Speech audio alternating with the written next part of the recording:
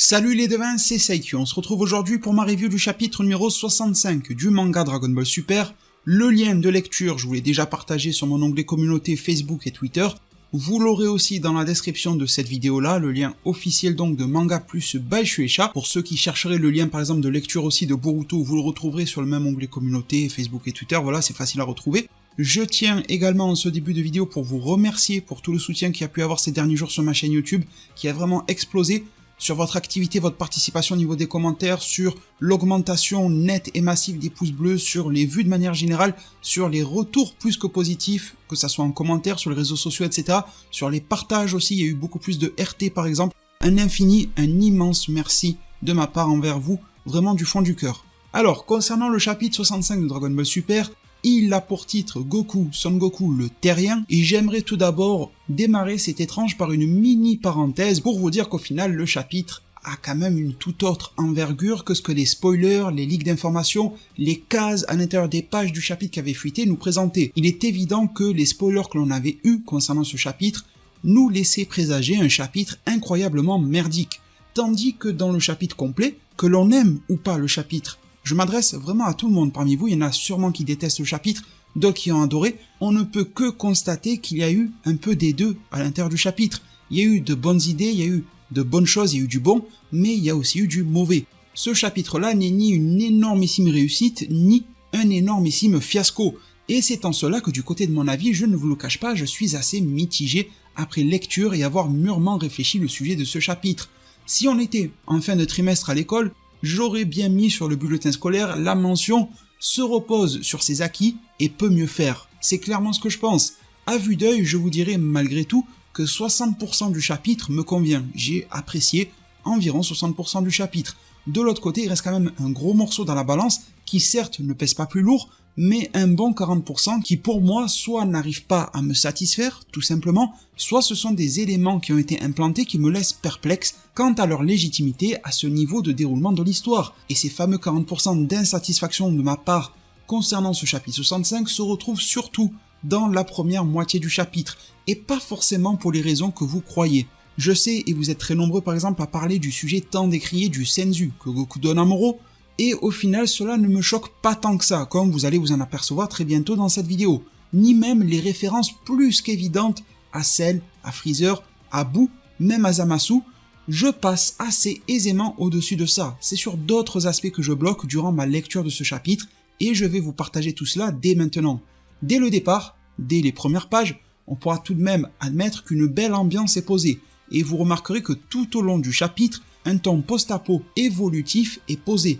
Il y a une détérioration évidente de la zone du combat et de cette partie de la Terre, et elle se fait au fil de l'avancement du chapitre. Et ce n'est pas pour me déplaire, Krillin est là, c'est vrai, et sera finalement peu utile en lui-même au chapitre. On aurait pu penser, quoi pas, une prise d'otage de la part de Moro pour faire tomber des armes à Goku. Goku si puissant, mais paradoxalement incapable d'agir car la vie de son ami est en jeu, mais il n'en est rien de tout cela, et ça sera même l'élément contraire car Krillin sera pris sous l'aide de quelqu'un sous la charge de Whis, lui garantissant une protection plus que maximale et rangeant le meilleur ami de Goku de côté dans l'histoire. On remarquera d'emblée que Goku semble sortir Moro des gravats par le biais d'un Hakai. Alors, cela restera quelque chose d'ambigu, car Goku n'en prononce pas le mot, mais comme vous pourrez le constater avec ce comparatif que je vous affiche à l'écran, l'effet visuel apporté par Toyotaru dans le manga donc est exactement le même que lorsque Beerus avait utilisé le Hakai sur Zamasu, cet effet de sable. Si nous avons réellement affaire à un Hakai, cela serait plutôt grandiose car en plus Goku a réussi à le cibler, uniquement sur le rocher qui était en train d'envelopper Moro, sans toucher Moro ni même l'effleurer, ceci venant amplifier l'aura divine que dégage le personnage de Goku désormais. Entre cet état de calme qu'il dégage, l'ultra instinct qu'il maîtrise à perfection, le Hakai finement ciblé également qu'il emploie, ceci est encore plus contrasté le fait que Goku dégage quelque chose de réellement divin quand on le compare à Moro. Pourtant Moro était, il y a quelques chapitres en arrière, une pièce maîtresse en termes de puissance, de capacité au combat et de guerrier, il était même le numéro 1. Pourtant, désormais se tient droit face à lui Son Goku et le bouc maléfique paraît tellement ridicule à côté de lui. C'est une vraie réussite sur ce plan d'approche du chapitre, clairement. Arrivé au passage du senzu, du haricot magique que Goku va donner à Moro, en soi rien d'étonnant. Goku a toujours été comme ça, surtout à l'approche du climax d'un arc. Que cela soit face à Piccolo dans Dragon Ball, en acceptant que celui-ci lui mette un coup de poing supplémentaire pour rééquilibrer la balance, en donnant un senzu à Piccolo, face à Freezer, face à Cell, même en étant fusionné, en végétaux, en se laissant absorber, certes pour le bien de son plan, mais en même temps un personnage un petit peu plus colérique tel que Vegeta aurait peut-être détruit Boo, sans forcément peut-être même penser à ce plan. Gogeta dans le film Dragon Ball Super Broly qui laisse Freezer s'échapper alors que c'est lui qui vient de liguer Broly contre les deux Saiyans, Goku et Vegeta, même à l'intérieur d'une fusion, cette facilité étonnante à accorder son pardon à l'ennemi ressort. Ce trait de caractère phare de Goku venant donner une chance supplémentaire à son adversaire, aussi pourri soit-il, même jusqu'au plus profond de son âme, ce trait a pu être aussi retrouvé dans l'œuvre Dragon Ball Super, en refusant de fusionner à nouveau contre Zamasu, et même dans Dragon Ball GT. Pourtant non écrit par Akira Toriyama, mais même les équipes, les scénaristes de Toei Animation s'étaient rendus compte que cet aspect de la mentalité de Son Goku devait être exploité pour pouvoir respecter le personnage. Rappelez-vous, lorsque Son Goku SSJ4 donna une seconde chance à Sam Shenron, le dragon maléfique de glace, ce qui lui coûtera quelques minutes après la vue à Son Goku. Selon moi, une question cruciale se pose. Peut-on reprocher à une œuvre de puiser à nouveau dans son lore, dans l'écriture préétablie de ses personnages et dans ses acquis solides qu'elle a mis des années, des décennies à établir? La réponse est clairement non. Cependant, de notre côté, une deuxième question se pose. Nous avons aussi le droit d'être en attente que cette même œuvre, de par le fait qu'elle réalise son ancienneté, sache trouver le moment de se renouveler, le point crucial, le levier qui va lui permettre d'apporter quelque chose de nouveau, et d'apporter à ce magnifique édifice de nouvelles pierres. Et c'est vraiment très peu dire que d'établir le simple constat que l'ultra instinct parfaitement maîtrisé de Goku était en fait l'occasion rêvée de voir l'œuvre et son héros évoluer, tout en restant protecteur de son fier patrimoine. Et je voudrais surtout insister sur l'état d'ultra instinct de Son Goku, cet état particulier bien précis dans lequel les émotions de Son Goku sont totalement bouleversées, chamboulées et remaniées par rapport à ce qu'elles sont originellement, et elles sont remaniées d'une manière à solidifier le corps et l'esprit de Son Goku en résultat. Alors pourquoi, et ma question sera alors intimement liée à l'ultra instinct, est-ce que dans cet état, les réactions de Goku sont absolument identiques à celles du passé?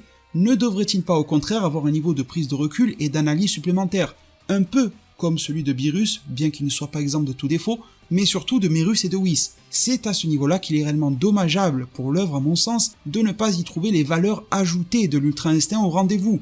En guise de réponse à ces deux questions, je me dis que l'on se trouve dans un shonen neketsu, et que le pouvoir du cœur, vous savez, cette volonté indescriptible qui fait transpirer le héros de bonté, de motivation et de recherche de nouveaux challenges perpétuels, mais aussi également de beaux messages pour la jeunesse comme le fait de pardonner, y compris celui qui nous a fait du mal, ressort et ressortira quoi qu'il arrive, même si un mécanisme contraire à cela, comme l'ultra instinct, se produit.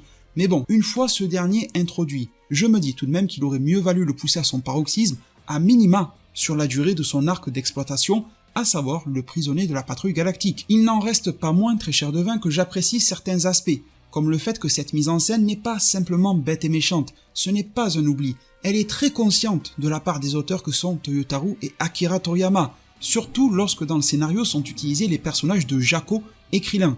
À quoi servent-ils? Et je pourrais même introduire un petit peu Whis et Beerus. Ils sont très souvent là en train d'interpeller, voire même de crier, de sermonner Son Goku sur la bêtise manifeste de ses choix. Les auteurs en sont clairement conscients lorsqu'ils écrivent cela par rapport au personnage de Son Goku. Le message est clair, les auteurs veulent nous mener dans cette situation et cette direction-là, et ce n'est pas un bête oubli de leur part. Et sachez que personnellement, j'aime les choix assumés. Que ces derniers me conviennent ou non d'ailleurs, je trouve que c'est une position respectable que d'assumer ses choix. Surtout que, visuellement, je trouve que ce chapitre dans son ensemble, même pas uniquement la deuxième moitié, vraiment, du début à la fin, vient réellement sublimer le récit qui est apporté. J'ai envie là tout de suite de m'adresser à ceux qui n'ont pas aimé ce choix concernant Goku. Et étant donné que je suis mitigé, eh bien je suis un petit peu des deux camps, je suis de ceux qui ont apprécié et de ceux qui n'ont pas apprécié. Je suis vraiment tourmenté à ce sujet, mais je voudrais m'apprécier à ceux qui n'ont absolument pas aimé. Ne trouvez-vous pas extrêmement classe malgré tout pour parler des visuels, le Goku tellement sûr de lui qu'il donne sa chance à Moro, lui rend ses pouvoirs et donc son full power, et le laisse librement frapper au niveau de son cœur sans broncher. Et au final, quel est le résultat? Le bras de Moro se brise contre Son Goku, contre son torse. C'est clairement d'une badassitude sans précédent comme moment et ça mériterait d'ailleurs d'être vécu en animé. De plus, on a même des approfondissements de scénario intéressants, avec notamment Whis qui explique que s'entraîner à l'ultra instinct permet de se fortifier de base sans aucune transformation, et on comprend que Goku a donc reçu un power-up global et que ses prochaines utilisations du Super Saiyan, du SAJ divin, seront eux aussi boostés à l'avenir. En quelque sorte, il n'y a pas que l'effet Ultra Instinct, il y a quelque chose de plus avec cela dans la racine directe de l'être de Son Goku. Quelle classe aussi de Son Goku, lorsque tandis que Moro se tord de douleur au sol à cause de son bras qui vient tout juste d'être brisé comme je viens de l'énoncer, et que Goku vient lui parler solennellement, la perspective, le point de vue change complètement à ce moment-là du chapitre, face à face, et en enlevant même sa transformation. Goku avait besoin de se rapprocher de son adversaire afin de tisser un lien d'honneur avec lui, au lieu d'être un pseudo-justicier qui est là pour tuer une crapule, chose que Moro est fondamentalement, mais Goku souhaite élever leur relation, même si celle-ci est sur le point en plus de se terminer. La fin de Moro approche de manière toute évidente, mais Goku veut quelque chose d'autre, quelque chose de meilleur. Je sais que certains d'entre vous, et c'est légitime, se demanderont alors pourquoi à ce moment-là Goku se prend pour Pascal le grand frère face à Moro, et que c'est totalement une peine perdue et inutile. Il faut en finir, mais Goku en fait il veut y croire, jusqu'au bout, et veut montrer à Moro que malgré tout le mal accompli, la rédemption est possible, et que Goku peut croire en lui. Goku essaye de refaire sans s'en rendre compte ce qu'il a déjà fait sur Vegeta, ce qu'il a déjà fait sur Piccolo, qui étaient des méchants absolus en leur temps et ont fini par tourner du bon côté. Malheureusement, Moro ne semble pas être de cette trempe-là, il est plutôt de celle de Freezer à l'époque Namek, et semble préférer la mort à toute association à Son Goku, et encore moins à tout retour en prison galactique. Il y a aussi une question cruciale, très chère Devin, à se poser dans ce chapitre, et elle concerne Merus. Est-ce que le personnage de Goku honore la mémoire et la volonté de Merus, ou est-ce qu'au contraire, en donnant des chances à Gogo à Moro, en lui accordant cette rédemption, en ne le finissant pas, il n'est pas en train de piétiner lamentablement la mémoire de Merus, qui a au final donné de sa propre personne, de son propre être qui a été effacé, pour que l'on puisse venir à bout de Moro. À vrai dire, je me suis mis en position de Piccolo lors de sa méditation, j'ai beaucoup réfléchi sur le sujet et je trouve que Goku se trouve en réalité dans la pure lignée de Merus, le patrouilleur galactique. Il nous l'avait dit lors de sa discussion avec Son Goku dans la salle de l'esprit du temps numéro 2, Merus est un être qui veut la paix dans sa galaxie, et il est prêt à accorder son pardon à n'importe qui en échange d'une paix promise et retrouvée. Lors de cette discussion-là, l'ange Merus et Goku le mortel s'étaient d'ailleurs trouvé une longueur d'onde commune, pour aller plus loin que le fait que Goku parlera à Moro de s'entraîner, chose qui nous laisse rêveurs au final. Cela peut venir alimenter des tas de théories sur l'évolution de Moro. On se rappelle que 4 mois sur Freezer qui lui aussi procrastinait l'entraînement, et au final toute la bonification qu'il a pu en retirer en termes de pouvoir une fois qu'il s'était réellement mis. Est-ce que cela pourra se produire réellement sur Moro ou non? Visiblement non, c'est très théoriquement la fin de Moro, mais bon, d'ici 10 ans, 20 ans, les retours d'ennemis ça peut toujours se manigancer. Mais vraiment j'aimerais dépasser ça, ce n'est pas très important. J'aimerais aussi vous dire que si mon avis est mitigé par rapport à ce chapitre numéro 65, c'est car je suis frustré. Frustré que certains éléments importants, qui font clairement monter le niveau de hype au-delà de 9000, soient mis sur le devant de la scène sans être développés plus que cela. Je vais vous donner un exemple. Dans cette case très précise, Moro fait une déclaration qui passe pour le moment inaperçue, mais elle est pourtant très importante. Il dit « Qui aurait cru que je finirais vaincu ?» Vaincu par un peuple, par une tribu, apparu il y a seulement quelques millions d'années en arrière. Avec cette phrase, on soulève un gros sujet, celui déjà de la longévité de Moro, de sa connaissance de la galaxie voire de l'univers, et implicitement, par ses propres mots, Moro nous indique ici qu'il connaît la date d'apparition des Saiyans dans l'univers 7. Il nous montre qu'il connaît un minimum de choses à propos de ce peuple. Ne pensez-vous pas, et je m'adresse cette fois-ci à l'ensemble de vous tous, que vous ayez aimé ou pas le chapitre, que cela mériterait un développement d'envergure à la suite, voir quels auraient pu être les liens de Moro avec les Saiyans préhistoriques. A-t-il été allié avec eux, en conflit? Les a-t-il simplement ignorés ou mis sur sa liste à dévorer pendant quelques millions d'années quand il aura faim?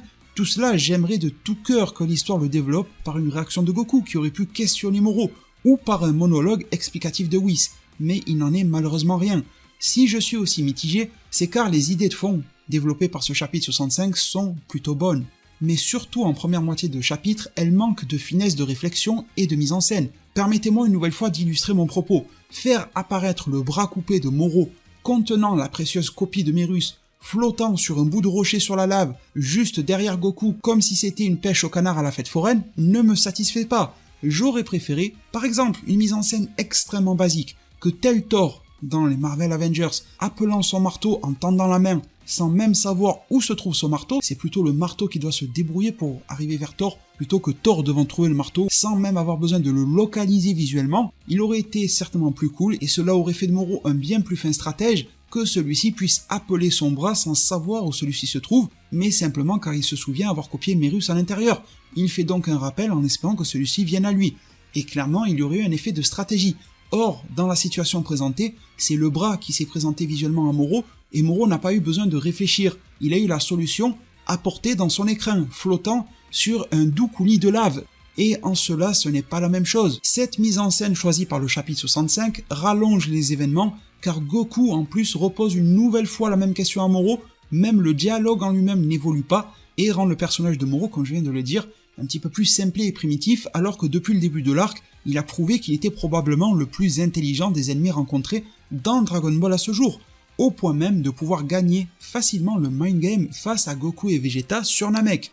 Ce que je trouve également un peu limite, c'est que Moro ne se cache pas visuellement de ce qu'il vient de découvrir. On le voit clairement en train de sourire, en train de faire des regards malicieux. Son regard pointe directement vers l'objet de ses convoitises, vers son bras, et il n'arrête pas de soutenir son regard vers celui-ci. Il ne cache pas du tout sa démarche. Goku n'y voit que du feu. Il ne voit rien.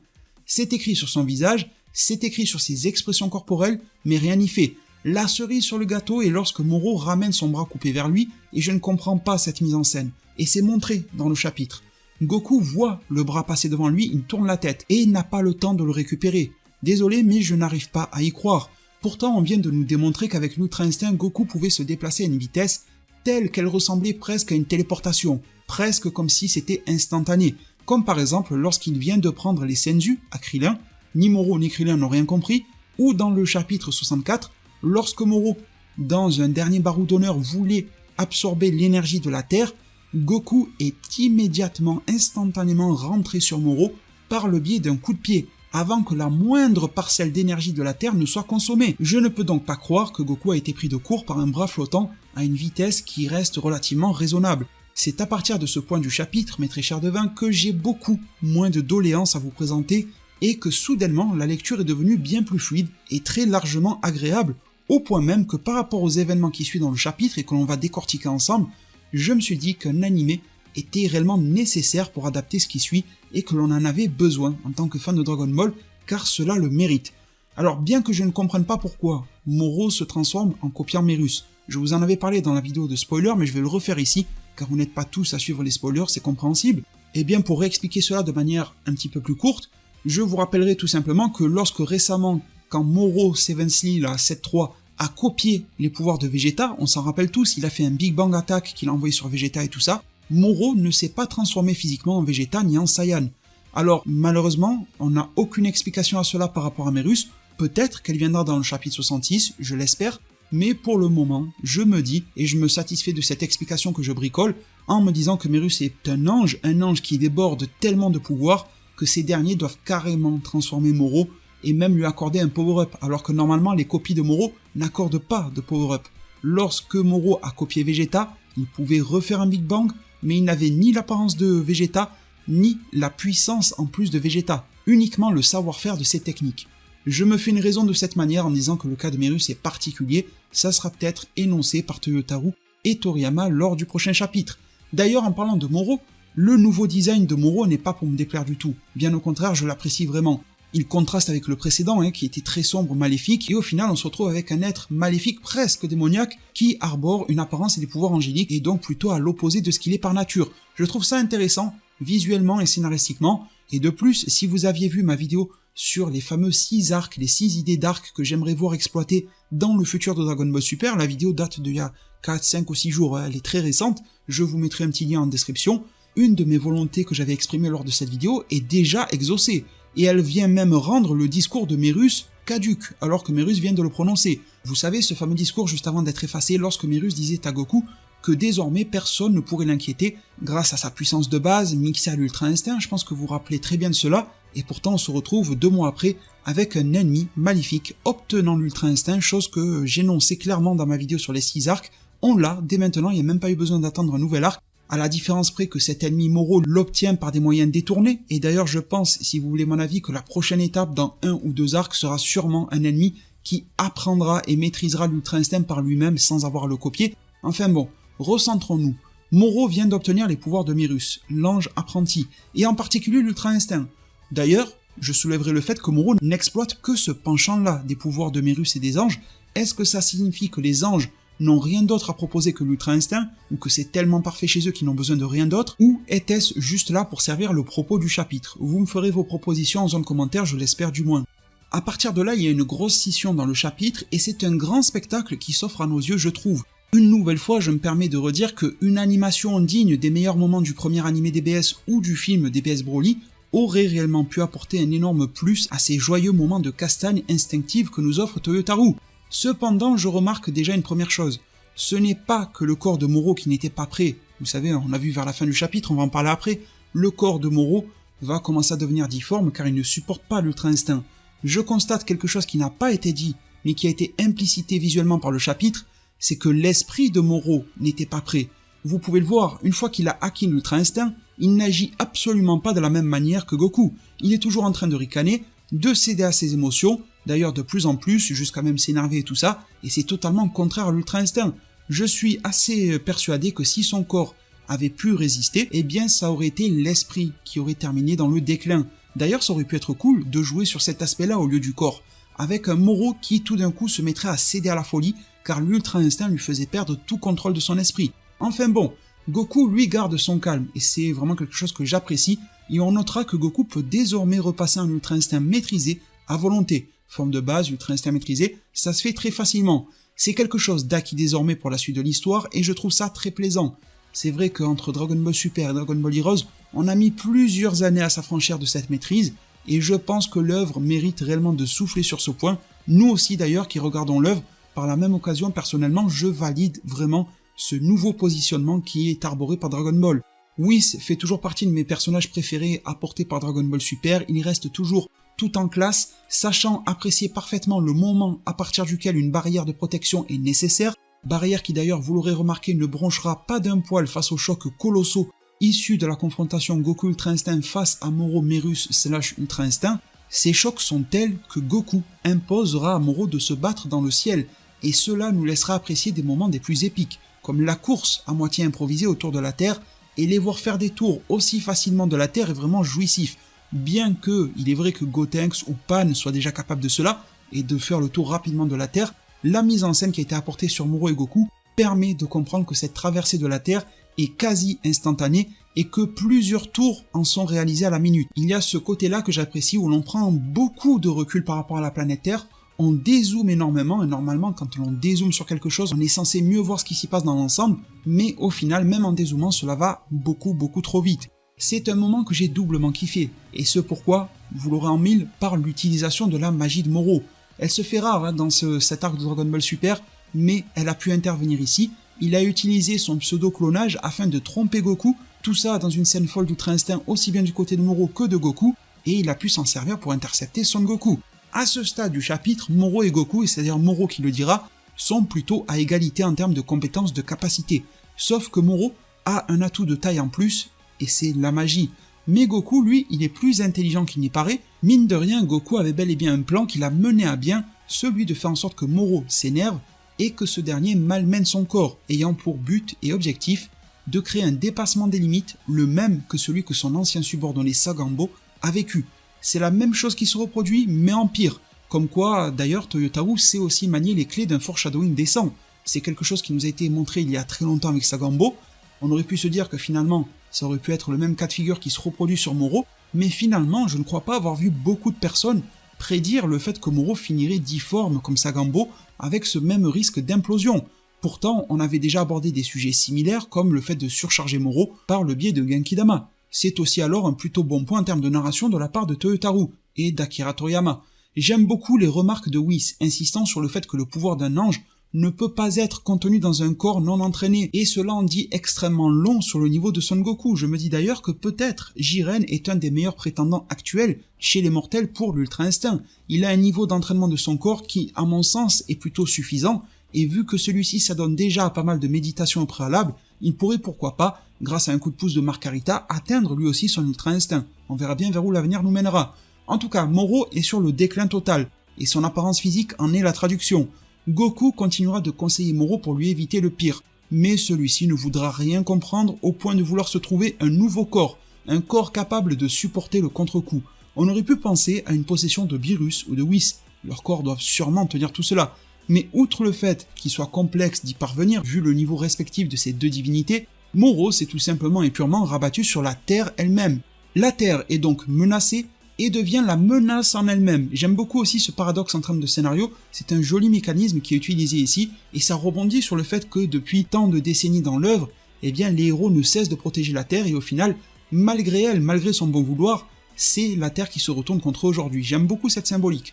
Moro possède désormais les pouvoirs de Merus, partiellement ceux de 7-3, mais également ceux que la Terre peut lui proposer. Très manifestement, cette forme semble instable. On voit que le Moro Terre n'est pas calme du tout, on voit qu'il est vraiment dans un état de stress incroyable, et je trouve que l'attention apportée par ce moment est intéressante, sous fond de Whis d'ailleurs, indiquant que si Moro est tué, la Terre le sera, et que si Moro implose, c'est la Terre et la galaxie qui y passeront aussi. En parlant de paradoxe il y a quelques instants, il y a un deuxième paradoxe aussi intéressant, c'est le fait que Moro est un dévoreur de planètes, et lui-même vient de devenir une planète. C'est assez intéressant, est-ce qu'il va se faire dévorer lui aussi à son tour? Enfin bon, la fameuse brochette de Moro que l'on attend depuis le début, on verra bien si elle se produira. Encore une fois, malgré les similitudes avec le passé de Dragon Ball, comme l'implosion de Cell, je trouve que cela se laisse oublier assez facilement si on ne se fait pas monter le bourrichon sur les réseaux sociaux bien sûr, et que l'on vibre avec nos héros pour savoir comment ils vont s'en défaire. Il reste alors quelques options selon moi, on en reparlera plus en détail dans d'autres vidéos, mais principalement pour faire un tour d'horizon, il y a le fait que Moro exploite beaucoup trop ses pouvoirs d'ange de Merus, et donc violera la loi des anges, celle du Daishinkan, et disparaîtra, subira une punition, la même que celle de Merus, juste avant d'exploser, et finira en poussière comme Merus. Il y a aussi la fission spirituelle de Vegeta, peut-être que Goku va entrer dans une scène où on sent qu'il est sur le point de se sacrifier, de donner sa vie pour protéger la galaxie ou autre, sauf que Vegeta va débarquer, va pouvoir toucher Moro, vu que Moro est la Terre. Peu importe où Vegeta touchera la Terre, ça sera aussi Moro, alors que pourtant, le problème de la fission spirituelle, c'est qu'il ne pouvait pas toucher Moro. Maintenant, il peut le toucher n'importe où. Moro ne peut pas esquiver. Dès que Vegeta posera sa main sur cette bonne vieille Terre, cela pourra permettre à Vegeta d'exercer sa fission spirituelle forcée, et donc de séparer Moro de la Terre. En complément à cette réflexion-là, il faut se demander alors si la Terre a un esprit ou non, c'est pas un être humain, et si elle en a un, ça serait plutôt cool de voir Vegeta pouvoir entrer en communication ou raisonner avec l'esprit de la Terre, ça pourrait être un moment très très fort de l'œuvre. Il y a aussi l'intervention extérieure telle que Whis, mais celui-ci, à la vue de la fin du chapitre 65, ne semble pas être plus enclin que cela à intervenir outre la protection déjà fournie à Krillin et Jaco. Pour rebondir sur ces idées, petite dédicace à un de mes fidèles abonnés qui s'appelle Adam, qui défend bec et ongle le fait que Vegeta pourrait utiliser la fission spirituelle forcée sur Moro, mais pas que pour séparer Moro de la Terre, mais aussi pour en faire ressortir Merus, et avoir un Merus vivant en fait, qui revient dans l'histoire et tout ça. Alors de premier abord, pour vous donner mon avis, je ne trouve pas ça très cohérent, parce que c'est une copie des pouvoirs de Merus, et une copie des pouvoirs n'est pas une copie de la personne. Mais bon, quand on voit que dans ce chapitre 65, Moro se transforme en copie en Merus, alors que normalement cela ne se produit jamais lors d'une copie, que les pouvoirs de Merus vont au-delà de tous les autres pouvoirs copiés sur Moro, on pourrait alors nous trafiquer une petite explication dans le scénario, du style que l'esprit de Merus est si fort que pourquoi pas la partie patrouilleur galactique, parce qu'on voit bien que sur le joyau de Moro, Merus est en patrouilleur et non en ange, eh bien cette partie-là est restée indemne et intacte entièrement dans Moro comme une sorte de backup, un peu comme le backup que Moro avait dévoré de lui-même inclus dans cette 3, et Vegeta pourra alors extirper l'esprit de Merus, pourquoi pas aussi son corps, mais que la partie ange, elle, restera bel et bien effacée conformément à la loi des anges, et ça rebondirait sur une théorie que je vous avais partagée il y a pas longtemps, on pourrait la mixer avec celle de Adam, une théorie dans laquelle je vous disais que Merus pourrait pourquoi pas revenir dans l'œuvre, mais en tant que mortel, et non en tant que ange ou quelque chose du genre. Cette partie-là serait évincée. Je pense que ça pourrait très bien se mixer, même s'il y a un petit couac que je trouve par rapport au fait que c'est une copie des pouvoirs et non de Merus intégralement. En tout cas, sur cette fin d'arc, et pour conclure ma review, on se rend très vite compte que, comme toujours, dans Dragon Ball, un nouveau pouvoir qui est a priori imbattable est finalement très vite rattrapé, voire même rendu obsolète ou inutile par les ennemis que Goku rencontre. Et on se rend alors compte que le fils de Bardock et de Guinée a encore sûrement une belle marge de progression devant lui. C'est sur ces mots que nous atteignons la fin de cette review. Le chapitre 66 sortira ce 20 novembre 2020, toujours pareil sur Manga Plus, et il faudra vérifier, mais je crois bien qu'avec l'heure d'hiver, ça sera plutôt à 16h et non à 17h, donc on aura une heure plus tôt en soi, c'est pas plus mal. Le climax de l'arc nous est promis pour le chapitre 66, on s'attend fortement à ce que le nouvel arc après Moro nous soit annoncé aux alentours, si ce n'est même à l'intérieur de la Jump Festa 2021 Online, qui se déroulera au mois de décembre. Et puis voilà les devins, il me reste plus qu'à vous annoncer le fameux mot de passe. Ceux qui suivent mes reviews savent, mais en gros c'est le mot de passe que je vous donne en fin de vidéo, pour ceux qui justement ont eu le courage d'écouter ma vidéo du début à la fin, et je vous en remercie du fond du cœur, mais j'ai aussi besoin de vous reconnaître, de pouvoir vous mettre un petit cœur et tout ça dans la zone commentaire, de pouvoir passer vous remercier et tout ça. Vous allez rigoler pour le message, mais là vous allez me laisser un petit Mérus le dindon, parce que c'est un vrai dindon celui-là, il a fait qu'annoncer des choses qui se produisent pas. Il a envoyé Goku Ultra Instinct non maîtrisé se battre contre Moro, il s'est fait déchirer, il avait pas bien vu comment entraîner Goku, après il a fallu qu'il se sacrifie. Derrière, il dit à Goku que suite à cela, il sera imbattable, et 10 minutes après, Goku il se fait battre, donc c'est bon. Même Virus, je crois, dans le chapitre, il s'est un peu foutu de la gueule de Mérus, enfin bon, voilà. J'aime beaucoup Mérus, s'il sort une figurine ou quoi, je l'achèterai, mais ça n'empêche pas que là, pour aujourd'hui, il faut que je fasse sortir ça, Mérus le dindon. Pas de hashtag s'il vous plaît, parce que les hashtags, ça va partir dans les spams de YouTube et tout ça. Le robot YouTube, il va croire que vous mettez des liens bizarres. Donc juste Mérus le dindon, comme ça on rigole, et en plus, je pourrais vous détecter dans les commentaires. Merci vraiment pour tout, du fond du cœur, on se retrouve avec d'autres sujets concernant Dragon Ball Super, Boruto et autres. Pensez à vous abonner, à activer la cloche des notifications, faites-moi savoir si vous avez kiffé la review, en tout cas j'ai kiffé vous la partager, un maximum de pouces bleus d'ailleurs si c'est le cas, prenez tous extrêmement bien soin de votre futur, et à plus pour de prochains arts divinatoires.